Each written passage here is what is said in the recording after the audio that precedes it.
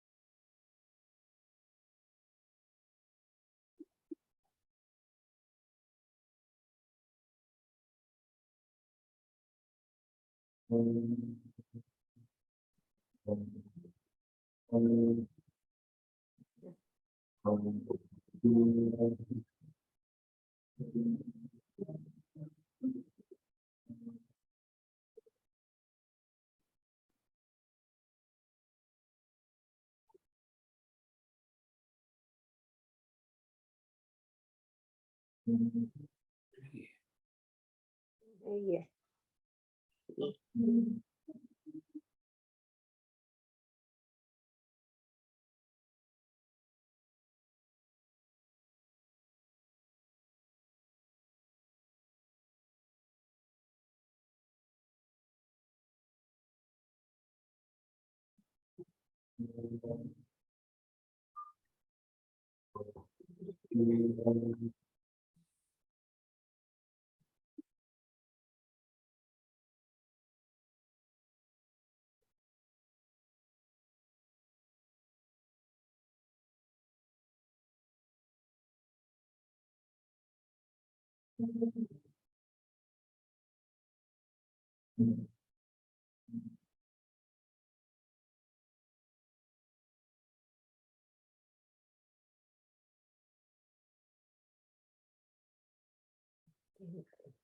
Cyfrif dy hyn, o beth ydyn nhw?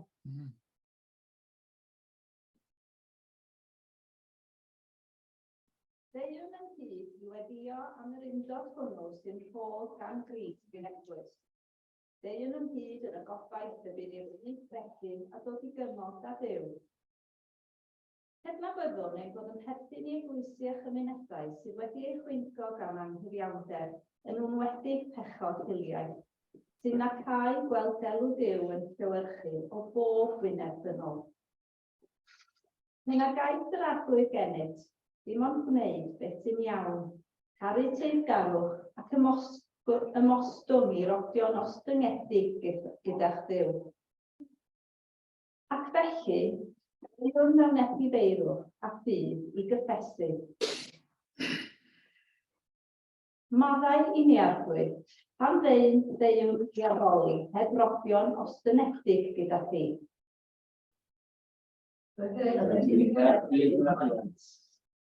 Gofynnwn am oddeuant am dan yr eglwysi yn rygau gwadychiaid. Gofynnwn am oddeuant am bechodau anghyfiawnder a gormes. Fe'n galwyd i fod yn un, maddau i ni o'r newydd a chymoda ni am gilydd. Byddai drwygaredd Duw ein rhyddhau oddi wrth ein pechodau, i weithredu cyfiawnder, i garu cymwyn asgarwch, ac i rodion ostyngedig gyda'n Dduw.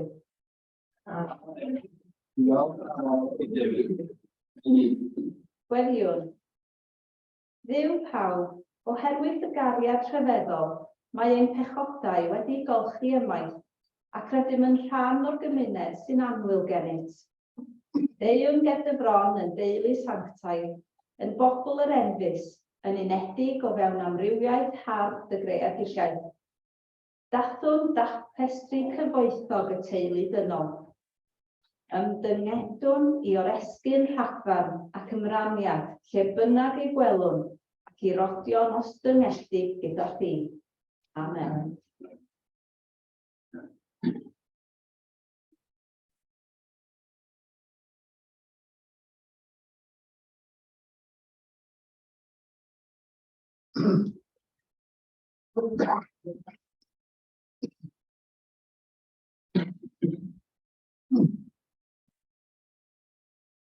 Mae'r darlleniad yn dod o Meica, penod 6, adnodau 6 i 8. Sut alla i dalu i'r arglwydd? Beth sydd gen i yw gynnig wrth blygu i addoli y diw mawr. Ydy aberthau i'w llosgi yn ddigon? Y lloi gorau i'w llosgi'n llwyr? Byddai 1000 o hwrddod yn ei bleisio neu arfonydd diddiwedd o olew olewyd? Ddylwn ni aberthu fy mab hynaf yn dal am wrth rybela? Roi fy blentyn am fy mhechod? Na, mae'r arglwydd wedi dweud beth sy'n dda, a beth mae ei eisio gen ti. Cofi cyfiawnder, bob yn hael bob amser, a byw'n wylau ac ibydd i dydyw.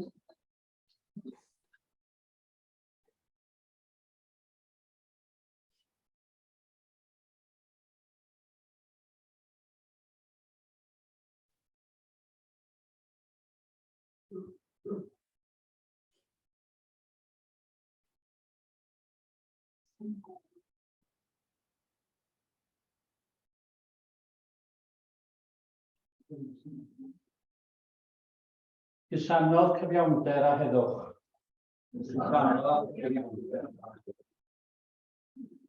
Adfer ni eto o dduw ein hachadwriaeth, a rhoheibiod o ddicter sy'n atom. A fydd giwr lle ma'n beth ac yn dal dig atom o'n genedlaetha. Ond i fyddwn ni'n hadbiwiad troch mwyn bobl a fwynhau yno. Dangos i ni dy ffyddlondeb o arglwydd a rhod y waredigaeth i ni. Bydd i mi glywed yr hyn a lefara'r arglwydd dduw, oherwydd bydd yn cyhoeddi heddwch i'w bobl ac i'w ffyddloniad, ac iddynt droi drachefn at bolineb. Yn wir, mae y waredigaeth yn agos at rhais yn ei ofni, fel bod gogoniant yn aros yn ein tir. Bydd cariad a gwirionedd yn cyfarfod, a chyfiawnder a heddwch yn cusanu ei gilydd. Bydd ffyddlondeb yn tarddu o'r ddaear, a chyfiawnder yn edrych i lawr o'r nefoedd.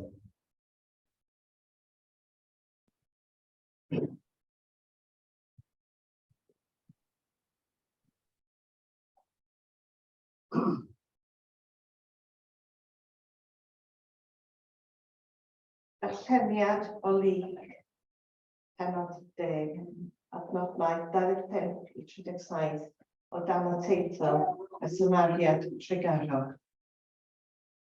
Dyma un o athrawon y gyfraith codi i rhoi prawf arno gan ddweud, athro, beth am nad i etibeddu bywyd tragwyddol?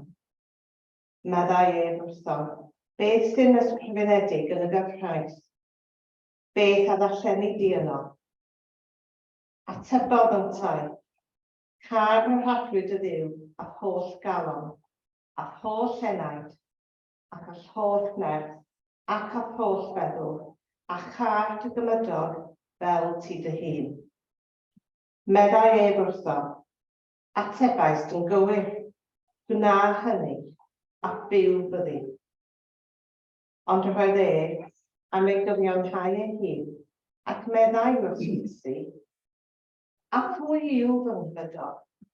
Atebodd Iesu, a roedd dyn yn mynd lawr o Jerusalem i Jericho a syrthiodd i blith Lladron. Wedi tynnu ei ddillad oddi amdano ei giro eithant y maith a'i adael yn hanner marw. Fel y digwyddodd, yr oedd offeiriad yn mynd lawr ar hyd y ffordd honno. Pan welodd aeth heibio o'r ochr arall. Yn yr un modd, beth lefiad hefyd at y man. Gwelodd ac aeth heibio o'r ochr arall. Ond daeth teithiwr o Samariad ato. Pan welodd hwn tostudiodd wrtho. Aeth ato a rhwymo ei glwyfau gan allwys olew a gwin arnynt. Gosododd ar ei anifail ei hun a'i arwain i letu a'i ymgyrchydd. Tranoedd, tynnodd ddau ddarn arian allan a'i rhoi i'r gwestiwr gan ddweud, gofala amdano. Os byddi wedi gwario rhywbeth dros ben, fe dala fi yn ôl i ti pan ddychwelar. Rhyr o'r tri hyn, dybu di, fi'n gymydog i'r dyn a syrthiodd i blith y Lladron. Meddai yr un y gymerodd drwy ganref arno, ac meddai Iesu wrtho, dos a gwna dithau yr un modd.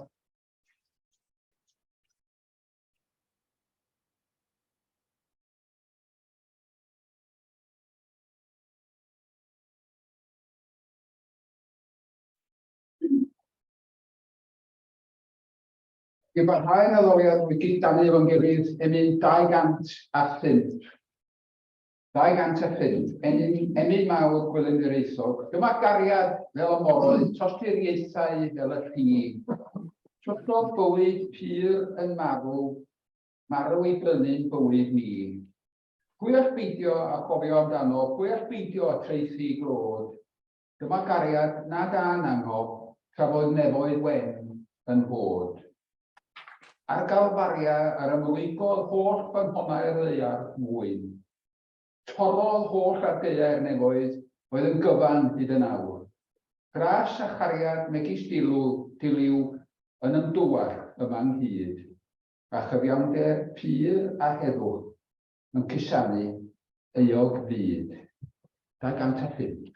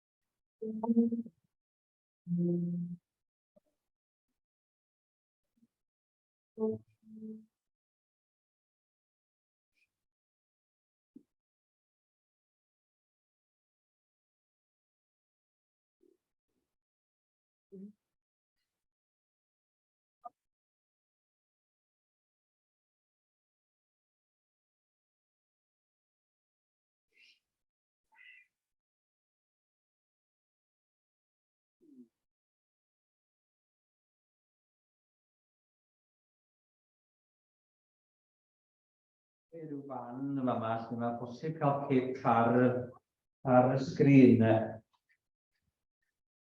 A meddwl y bore yma am gyfiawnder a'r hyn yma yr arglwydd yn ei geisio oddi wrthym hefyd. Rhyw fodd yng nghanol y pandemig, mi gododd ne don fawr o anesmwythyd dros y byd yn gyfan, yn sgil ddigwyddodd un dyn cyffredin yn Minneapolis. Pan cafodd George Floyd i lofruddio gan blismon yn y fan honno yn mis Mai 2020. Gafodd ei ddisgrifio fel tropwynt, fel cyfle i wneud gwahaniaeth ac i wneud pethau mewn ffordd gwahanol ac i herio pob math o hiliaeth. Ac oedd o wedi bod yn hir yn dod rwsyd ac yn bechod bod y fath ddigwyddiad wedi gorfod digwydd mwyn ysgogi y fath ymateb. Oherwydd mae galwad yr ysgrythyr arno ni wedi bod, wel, ers blynyddoedd mae o'n yn cyfernu. Mae o wedi bod ers cenedlaethau, mae o wedi bod ers canrifoedd, ers miloedd o flynyddoedd. Mae'r proffwyd Micha wedi dweud wrthon ni pan dyn ni'n gofyn y cwestiwn, beth a gais yr arglwydd gennym? Be mae Duw isio gennon ni? Ac mae o'n dweud ac yn ateb fel hyn a gais yr arglwydd gennym. Ofni, bethol beth handi, dim ond gwneud beth sy'n iawn, caru teyrngarwch ac ymostwng i'r obion ostyngedig gyda Dduw. Gwneud yr hyn sy'n iawn, gwneud yr hyn sy'n gyfiawn.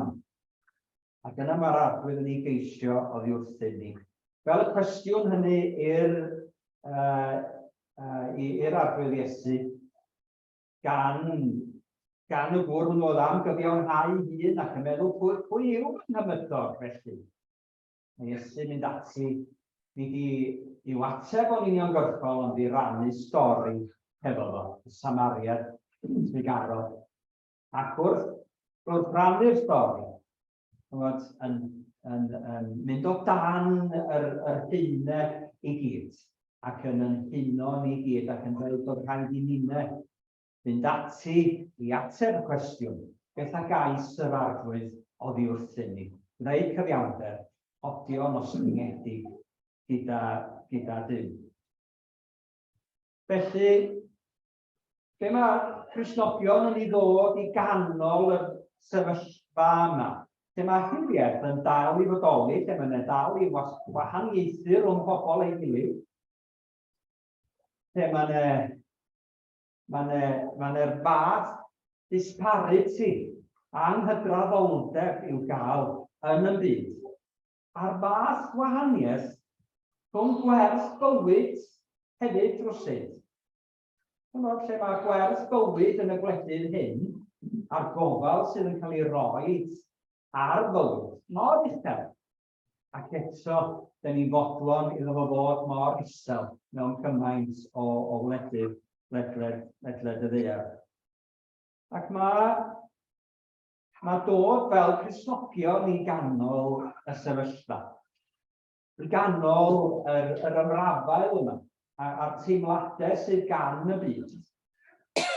Da ni'n dod ar rhywbeth arbennig, nid i'r ddathl, ond i'r pair rwsyd.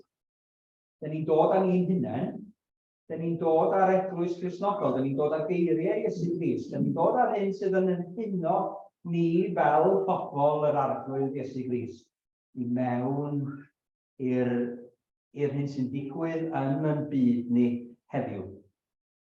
Da ni ddim yn cael yn galw i waethygu'r sefyllfa, neu pethau'n waeth, ac i danio cynnen rhwng ac i wneud gwahaniaeth mwy rhwng bobl ei gilydd.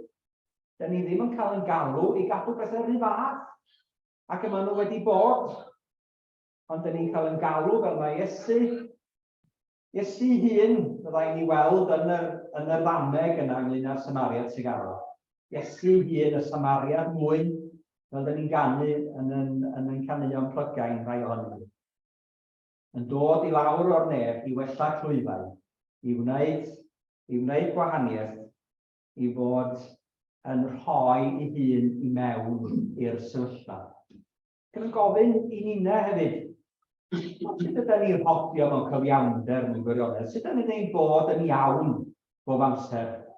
Os yna rhywun yn berffaith yma, oedd cwestiwn rhyw nidog neu ficer mewn eglwys, a dyma rhywun ei law i fyny yn y cefn, ac yn dweud, wel, yn disgwyl i neb roed i law i fyny, achos yn disgwyl bod yna neb yn berffaith. Ond oedd y gwrdd oedd yn roed i law i fyny yn y cefn, yn dweud, nid y fi, ond dwi'n sefyll mewn ar ran y mam yn y breth. Dwi'n meddwl bod yna rai pobl yn iawn bob amser. Dydyn ni'n iawn bob amser. Allwn ni'n bod yn iawn bob amser. Dydyn ni'n gallu gwneud cyfiawnder bob amser. Ond yr hyn yma'r Eglwys Cristnogol yn ddod i ganol sefyllfa yma, byd toredig da ni'n byw ynddo fo, ydy cyfiawnder Iesu Grist. Da ni ddim yn edrych i'n hunain, allwn ni wneud be allwn ni yma, byd yn gwneud be allto yn wyneb anghyfiawnder a hiliaeth a gwahaniaethu o bob math. Ond yn hyn da ni'n ei ddod i'r sefyllfa ac at y mater, fel Cristnogion, ydy cyfiawnder yn ef, yr hyn sydd medda'r salm yn cusanu eog rhyd, yn gwella'r clwyd, yn gwneud yr archoff yn well fethu, yn rhoi eli, yn rhoi bandage amdano fo, yn ei fendio fo, wrth i ni'n ddod a chyfiawnder Iesu Grist i ganol y sefyllfa, sydd yn chwalu muriau, yn cymodi, yn dwyn pobl i edifeirwch ac yn rhoi gobaith gwell am y ddaw. Yn wyneb Iesu Grist yr un ar ôl ei hun droson ni ar y gros, dyn ni'n gweld cyfiawnder yn ef. Ato ef dyn ni'n troi. At i groes ef dyn ni'n troi. Dyn ni'n dod ar groes yma i mewn i'n hatgoffa ni heddiw, lle mae'n cyfiawnder ni i'w gael. Pan roddodd Iesu hun ar y groes honno, a mae o'n gwrthbwyso pob anghyfiawnder sydd yn y byd, wrth gymryd y bai i hun, yn lle ni, wrth dalu'r pris am effeithiau anghyfiawnder yn y byd ni. Ac wrth iddo fo newid ninne, wrth i ni ymateb i'w gariad o ar y groes. A mae o'n dechrau hefo ninne, ac yr ydyn ni'n cael nerthu i newid y byd yma dyn ni'n byw ynddo fo. Oherwydd gweithred fawr Iesu Grist. Nid dweud yn unig y mae Duw yr hyn y mae o'n ei geisio fi wrtho ni, ond mae o'n rhoi i gyfiawnder ei hun i ni yn Iesu Grist. Wedi bynnu llwyr arno ac i'w roi ar waith yn yn byw ac yn ymalau ac yn caru ninne o ddydd i ddydd. Diolch iddo, fydd am gofio am llwch y llawer. Ond dyn ni'n symud ymlaen yn y Gwasanaeth, ac roeddwn ni wedi meddwl rhoi cerig i bob un ohonoch chi. Wedi mynd ar draeth ddoe, ydych chi'n mynd i fod i bigo cerig oddi wrthyn nhw, oedden nhw'n Oedd hi mor wyntog, oedd y tywod yn ymwynebau ni ag ati yn Llandwyn. Ond gyda i ofn o'i cerig i chi a gael chi taflu at hynny. Yn peth peryg, dweud y gwir. Ond i ni feddwl wrth i ni glywed straeon am anghyfiawnder yn y byd ni. Ni'n glywed Corin y man yn rhannu am yr hyn y mae o yn ei wybod hefyd yn America. Dyn ni'n dod â'r teimladau. Daliwch eich dorn yn dyn. Ac ymosodwch a wedyn ar ei hewch wrth i ni wrando ar y gan yn y man a dod ag edrych ar y groes yma, lle mae'n cyfiawnder ni yn gorffwys. Felly beth sydd ar y sgrin, Gareth, ymlaen. Pan ddeithon ni mewn, ni roddwyd carreg i chi, ond mi allwch chi ddal eich gafel yn eich dwrn. A meddwl ynghylch anghyfiawnder. A dyn ni'n croesawu Catrin a Cori a Peris allai adre. Ac mae bod yn America yn bod mewn byd gwahanol, mewn le gwahanol iawn i'r hyn dyn ni'n fyw yn ei ganol yma yng Nghymru. Mae Cymru'n edrych yn llonydd ac yn dawel ac yn harru a llawer o lefydd yn America.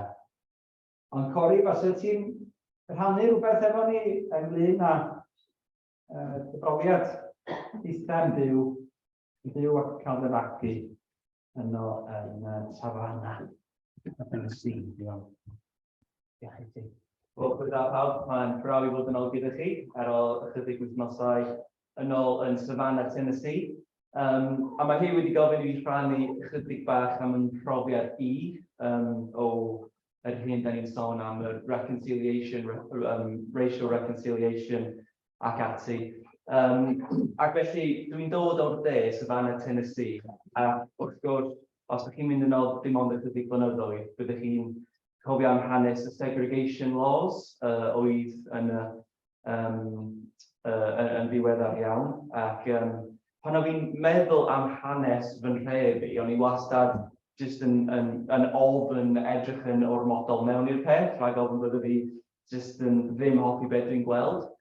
Sy'n wir, ond yn ddiweddar iawn, o fi'n darllen biography am Dietrich Bonhoeffer, falle bod chi wedi clywed amdano fo. Oedd o'n reit blaengar yn y gwaith racial reconciliation yn yr Almaen. Ond oedd o wedi astudio yn Union Theological Seminary yn New York City. Ac pan oedd o yna, oedd o wedi cyfarfod dyn arbennig o'r enw Miles Horton. Chi wedi clywed am Miles Horton o'r blaen? O fi ddim chwaith, ond oedd Dietrich Bonhoeffer yn mynd yn reit agos i'r dyn yma. Ac yn y biography, oedd o'n deud, oedd Miles Horton yn dod o Savanah, Tenesee. Ac mae hwnna'n dref bach iawn. Ac oedd hi fel, pwy ydy'r dyn yma? Oedd yn ffrindiau arbennig hefo Dietrich Bonhoeffer, dyn fel just really pwysig yn hanes ddiweddar Cristnogaeth yn y 19th ganrif. A nes i cychwyn darllen, ac oedd y dyn yma, Miles Horton, yn dyn arbennig iawn yn ystod y Civil Rights Movement yn y de yn America. Oedd o wedi sefydlu yr ysgolion yma pan oedd yna segregation laws ac oedd y pobl du a gwyn ddim yn gallu ddod yn hyd o ran addysg, oedd Miles Horton wedi creu yr ysgolion yma dan ddear math o beth pan oedd pobl du a gwyn yn cyd-ddysgu gyda'i gilydd ac oedd nhw'n dysgu am profiadau gwahanol eu bywyd. Ac oedd y pobl gwyn yn dysgu am profiadau y pobl du. Ac oedden nhw'n dod i ddeall ei gilydd ac oedden nhw'n cydweithio at cyfiawnder yn y de ac oedden nhw'n gwerthu, oedden nhw'n gwthio yn erbyn y system pechadurus oedd yna ar y pryd.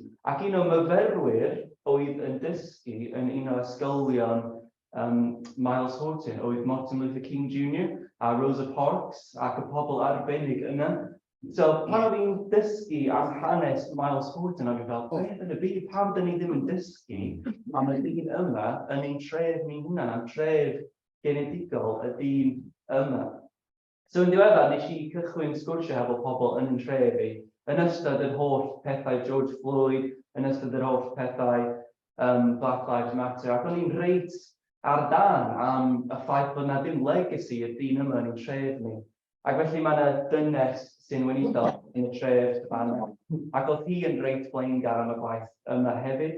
Ac oedden ni'n sôn am beth allan ni'n neud i cofio am y gwaith arbennig mae Miles Horton wedi wneud. Ac oedd hi wedi cychwyn meddwl hwnna hefyd. Ac wrth feddwl am legacy Miles Horton, mae hi wedi creu rhywbeth o'r enw The Table yn y dref. A mae hyn yn digwydd mewn hen gapel, ac yng nghanol y beth mae wedi gwagio'r adeilad.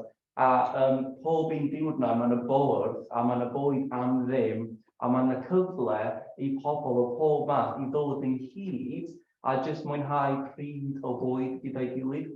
A dwi'n meddwl mae hwn yn adlewyrchu y gweledigaeth oedd gan Miles Horton, oedd gan Martin Luther King Jr, Rosa Parks a hefyd Iesu. Bod yna pobl yn dod ynghyd i ddeall ei gilydd, bod nhw'n clywed straeon ei gilydd a bod nhw'n dod i adnabod ei gilydd. A trwy hynny, mae Duw ar waith i creu pobl oedd ar wahân yn un.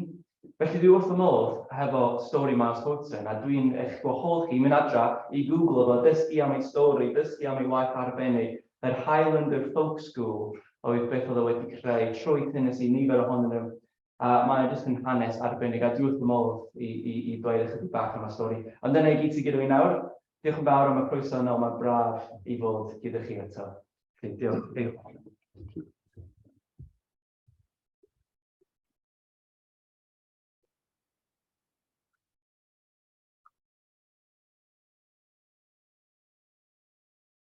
Diolch Cori am rannu am dy dref ei hun, a pam bod ni ddim yn gwybod a ddim yn cael dysgu'r hanes.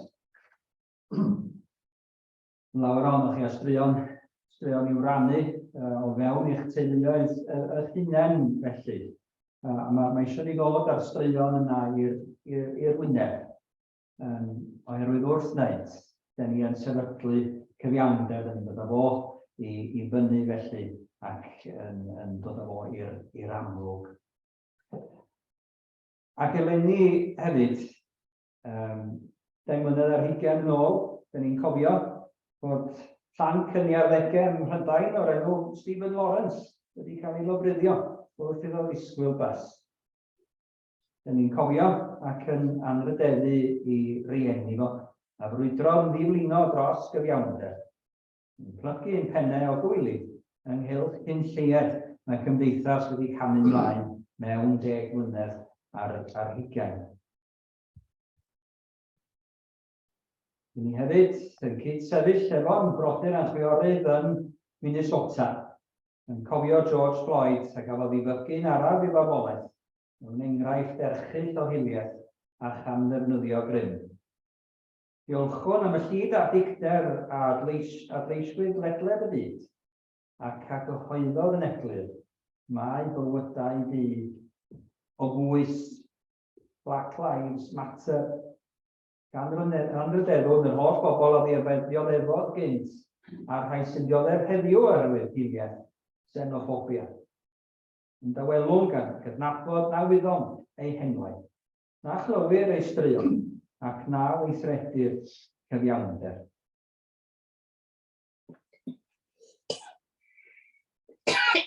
Gwirion y daw o'i dioddefaint gweithau, drwydd trawsnewid a chyfiawnder. Yn olaf, cofiwn ac anrydeddwn bawb y gwyddon amdanynt sy'n dioddef oherwydd rhagfarn, anghyfiawnder, cam-drin, bwlio neu drais o unrhyw fath. Erfyniwn ar grist y groes i'w bendithio, i'w nerthu ac i'w arwain i'r ryddid. Gofynnwn am faddeuant, am unrhyw beth a wnaethon, neu na wnaethon, i gyfrannu at ei dioddefaint, neu a chwylusodd ei cam-drin. Dyn ni'n eich gwahodd chi rwan i ddod ar dyrnau yna sydd wedi cael yma. Chymod, dyn ni'n cael yn tynnu tu mewn, yn tensio felly wrth glywed y straeon yma. Drwm o boen a dioddefaint, euogrwydd ac edifeirwch, dyn ni'n dod am dyrnau caeedig at y groes ac yn ei agor o. agor nhw. A dyn ni'n clywed, a sydyn ni fynd at hwnnw mi ai at y sgrin na, efo chdi Gareth. Ni'n clywed emyn Jubilee Americanaidd Africanaidd, mae'n sylwyd gan James Weldon Johnson yn 1900. A can sy'n cael ei gyfeirio ati yn aml fel anthem genedlaethol y bobl ddion yn yr Unol Daleithiau. Gweddi ydy hi o ddiolchgarwch am ffyddlondeb ac am ryddhau'r ceistion, gan ddyrchafu cri am ryddid a derbyniad ar gyfer pobl Americanaidd Africanaidd. Dyn nhw'n ni clywed y gan a ryddhau yn dyrnau.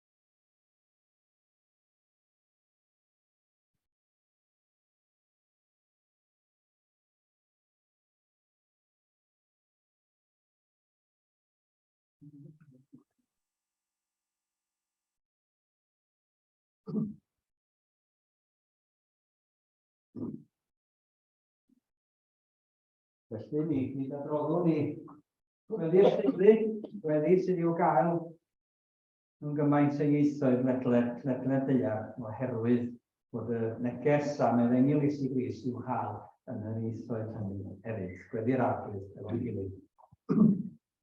Ein tad, y hwnnwyd yn nefoedd, rhag eiriau'r nefoedd, neled deyrnas, neled deyrnas, megis yn rhaid, felly ar y ddylan. Yw yn barad yn ydol, a raddau ni, fel yna ddim gyda'i ac nad arfon ni'n gwybod i gael. Eisiau'r gwaith ni'n rhagw, a ni'n gwybod i ddim. Ac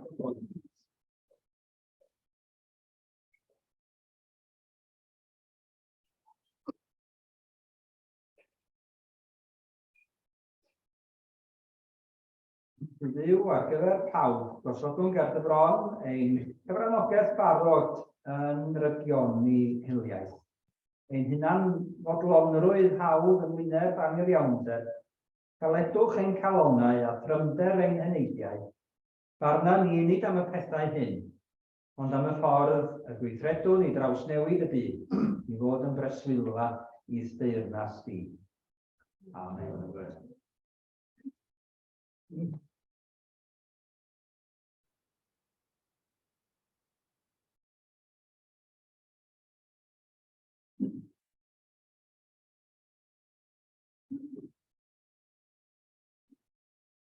Mae gan i emyn 807. 807. Nid oes yn hys a dwyrain gorllewin gogledd hoed. Bydd a stref o garreg styr yn un drwy'r ddaearfau. Calonnau cywir ym mhob man eu Undeb yn ddod tir. Gwasanaeth Crist yw'r gadwyn aer sy'n clydio pawb drwy'r tir. Pob lliw, o llun, o gawn hyd, un teulu ydw i. A wasanaetho Dduw ein tad, mae'n brawd neu chwaer i mi. Yn Crist ei hun, cyferfydd pawb o bedwar ban y byd, mae'r saint yn un yn Crist yn awr, drwy'r ddaear fawr i gyd. 807. Dau neu saith. Dwi'n siŵr. If I should wish to size you out.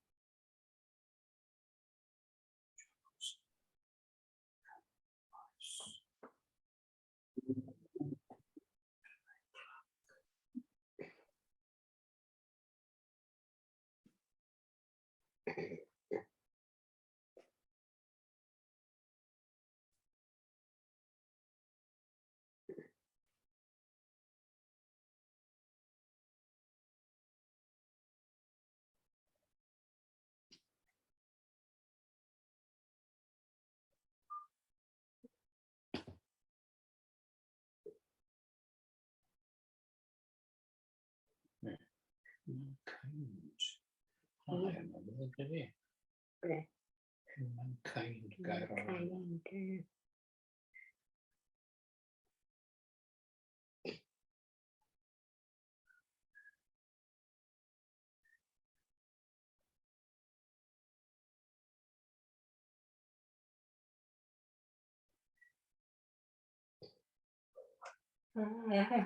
Pan bod Saesneg yna. Pan bod Saesneg yna. Mae'r Saesneg yn dweithio i hyn yn dweud. Mae popeth wedi bod yn dweithio. Gwe.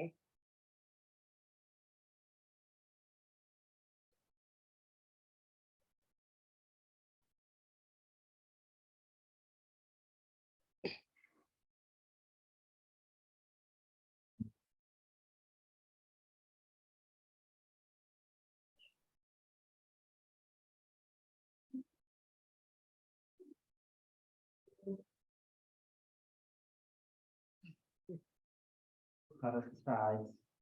Diolch i bawb am gymryd rhan heddiw yma.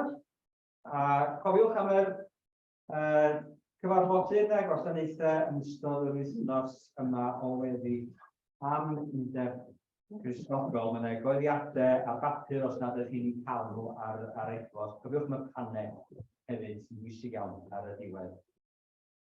Felly, bydded i ddiw eich hendithio ag aneswythyd o glywed atebion hawdd a lle gwirioneddau a sôn am berthnasau arwynebol.